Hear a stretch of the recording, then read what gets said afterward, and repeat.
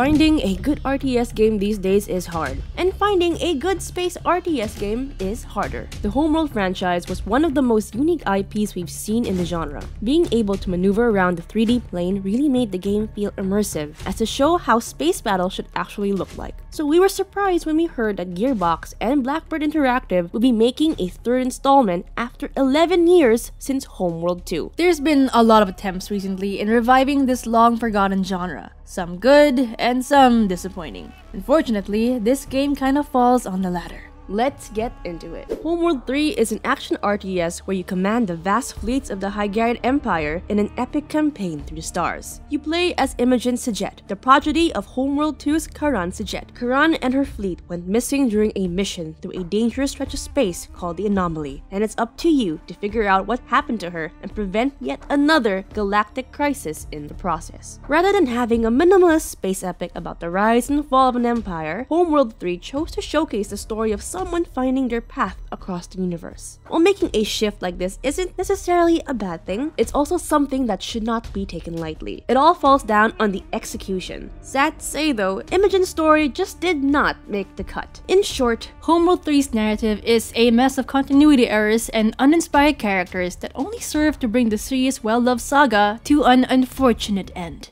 Apart from its narrative, its gameplay is also all over the place. And we mean that literally. For one thing, the camera controls are very wonky, especially when compared to the previous games. Pathfinding is also atrocious, that you have to babysit your squadrons if they get stuck in some space debris. The squadron formations from Homeworld 2 return in this game, and they are just as useless now as they were then. Worst of all, however, is the game's large focus on cover-based combat. With its comparably smaller maps and larger obstacles, hiding behind megalithic structures is the way to go, which would have been actually all around fine if the game's pathfinding wasn't so problematic. To round up its trifecta of gameplay issues, Homeworld 3 seems to have simplified the game to the point of triviality. A lot of the strategic layers like directional armor, utility probes, and capital ship subsystems just ceased to exist, while the more prominent ones like unit abilities were reduced to time stat trade-offs. For example, capital ships are also just anti-everything now, ruining the game's rock paper scissors style balancing from previous titles and removing the late game viability of strike fighters completely. Homeworld 3 does offer two new game modes, that being Skirmish and War Games. Skirmish is alright, if not a tad too fast to our liking. War Games, on the other hand, is a fun alternative to the campaign that has co-op and roguelike elements. It's not enough to save the game outright, but it is a shining beacon of what could have been.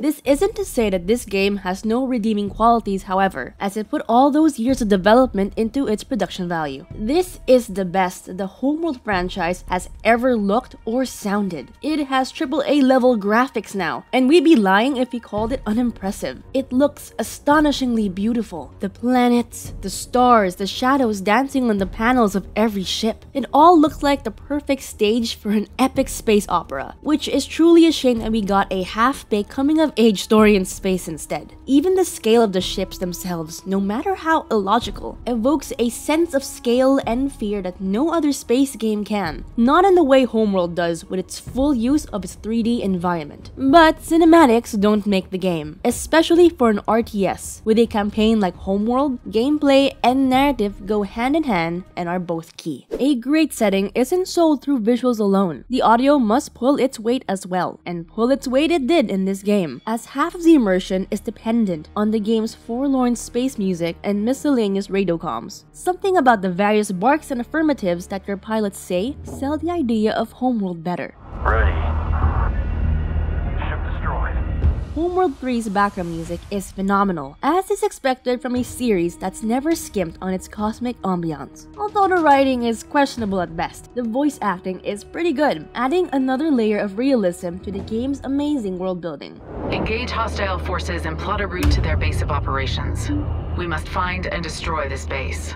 Homeworld 3 is yet another case of a legacy sequel losing sight of what made the original game so memorable. But it did make a good enough effort to bring a cult classic into the modern AAA scene. For that, we're giving Homeworld 3 a 6.8 out of 10. To the game's credit, it's no cash grab designed to bank on its fan base's nostalgia. That being said, there's still a lot about this game that prevents it from being a welcome addition to the franchise. If you're looking to play a serviceable sci-fi RTS, then maybe give this one a try. If you're a Homeworld fan looking to see what's become of your favorite franchise, save yourself the trouble and just keep playing the past previous titles. But what about you? Do you know any RTS games we could check out after this? Let us know in the comments below. This has been Game8, signing off.